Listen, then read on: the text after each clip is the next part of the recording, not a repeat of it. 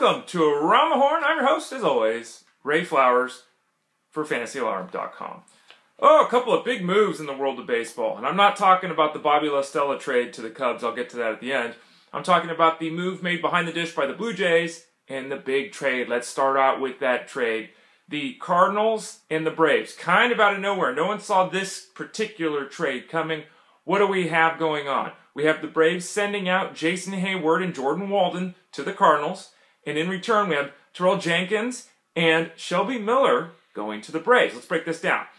Jenkins is a 22-year-old first-round draft pick in 2010, a pitcher with a big arm, could develop into something. Right now, he's a pretty moderate talent.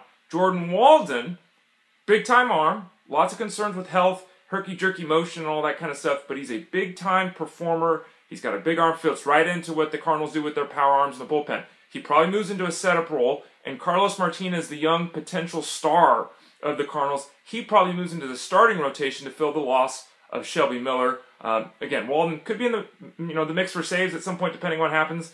Sounded like Trevor Rosenthal was lights out, at the end of the season and then the postseason.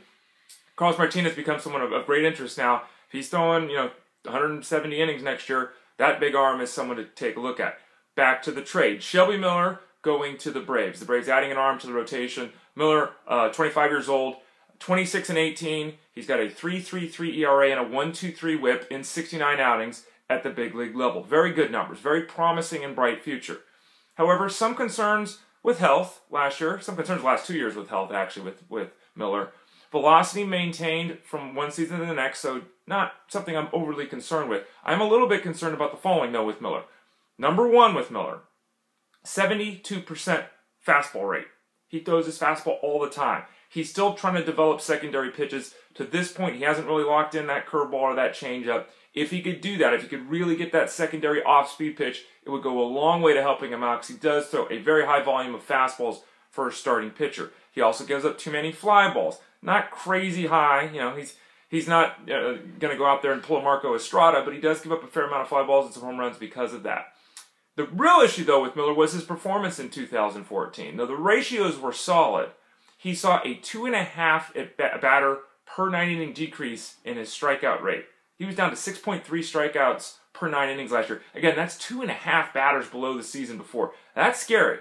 He also added about half a batter to his walk per 9 rate. It was up in the mid-3.5s last year. Terrible combination. You don't want to be losing strikeouts and adding walks. If he maintains those two ratios from last season and doesn't return to the numbers he had the previous season, Miller is a fifth starter in the fantasy game. If he can return to his previous levels of 2013, he could be a wide receiver, a starting pitcher 3 kind of type for the Braves. Good move. The Braves have a long history, obviously, with success with the pitchers. In the case of Jason Heyward, tremendous talent. Absolutely tremendous. He's only 25 years old at the start of 2015. Still a young guy. He will be a free agent at the end of 2015. Does he sign long-term with the Cardinals or not? We'll have to wait and see. The Cardinals obviously had to make a move here because of the passing of Oscar Taveras. Heyward will slide into his role in the outfield. What does Heyward bring at that 25-year-old? 2012, he went 20-20. And the last 2 years, he's hit .260 with about a .351 on-base percentage and a slugging percentage of barely over .400. After going 20-20 in 2012, he's gone 25-22 the last 2 seasons as he's battled to stay on the field and be productive.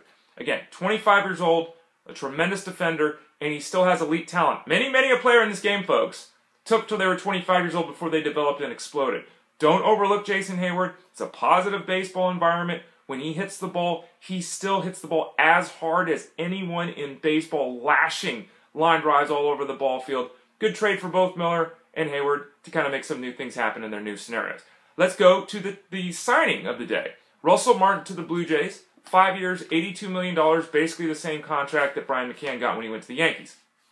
32 years old on opening day will be Russell Martin. He's Canadian, so going back to Toronto, probably a good thing for him. You can see friends and family while he's there. He hit .290 last year with a 400-plus on-base percentage and a tremendous season for the Pirates.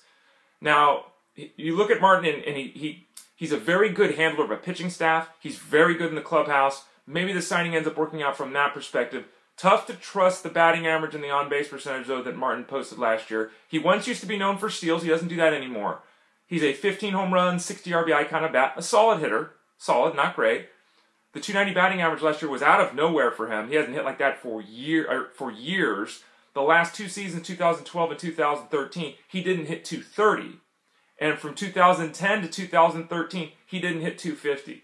So expect a reduction in the batting average. Expect him to have solid power in that ballpark in the AL East. I don't know if it's a good contract for the Blue Jays to sign at 5 years and $82 million, but he should be another valuable performer once again in 2015. And then finally, the trade we had, the smaller trade over the weekend.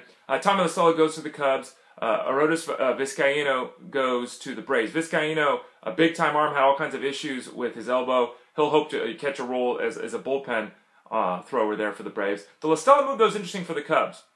The Cubs have got Baez, they've got Russell, they've got Castro. They've got 3 guys to play up the middle, so why add La Stella? Either La Stella becomes one of the best, young backup middle infielders in baseball, or maybe the Cubs are indeed going to do something here. Hard to think that Baez or Russell gets moved. You've got Chris Bryant at third base with Russell, with Baez up the middle. That's as good a threesome in the infield as any team in baseball. You got Rizzo at first base. I mean, the Cubs could build around that for the next decade.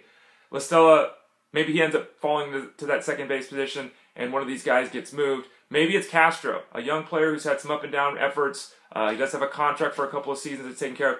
The Cubs might look to move him. There's been some rumblings of that. As of now, La Stella has very little value, except in NL-only leagues. Maybe, depending upon how things work out, we can make him a mixed league option in 2015. I'm Ray Flowers. This has been Around the Horn for FantasyAlarm.com. Don't forget to come to FantasyAlarm.com to read my articles, to read other articles, to find out about basketball, football, whatever it is you need for the fantasy sports game. We've got you covered at FantasyAlarm.com. I'm Ray Flowers, and I will talk to you soon.